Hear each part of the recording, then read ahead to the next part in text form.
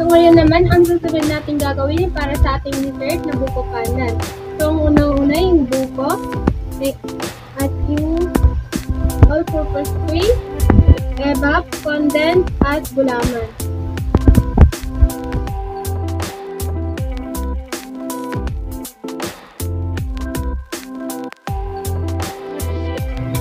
At ngayon ay sisimulan na natin ang pagluluto. At ngayon ay maglalagay tayo ng 6 na baso ng tubig.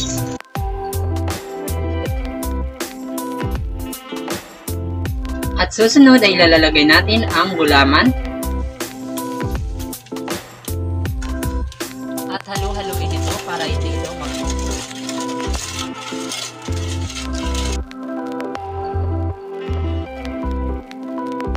At ngayon natunaw na ang gulaman.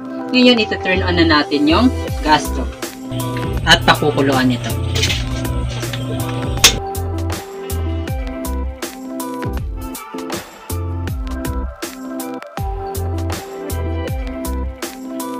At ngayon ay hihintay lang natin na kumulo. At pagkatapos pakuluan ito, ay ilalagay na natin o isasalin na sa lalagyan. At ngayon ay isalin na natin. Antayin na lang natin itong lumamig para tumigas.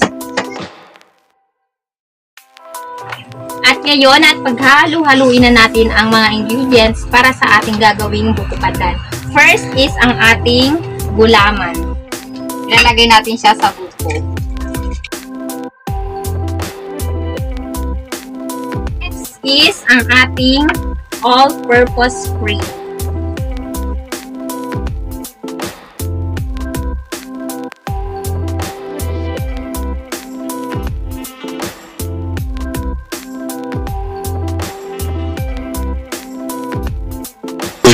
At susunod ay ang ating evaporated milk.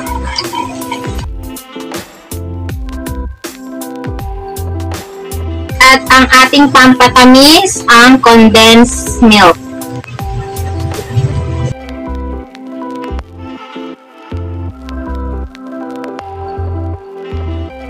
Ating dessert na buko pandan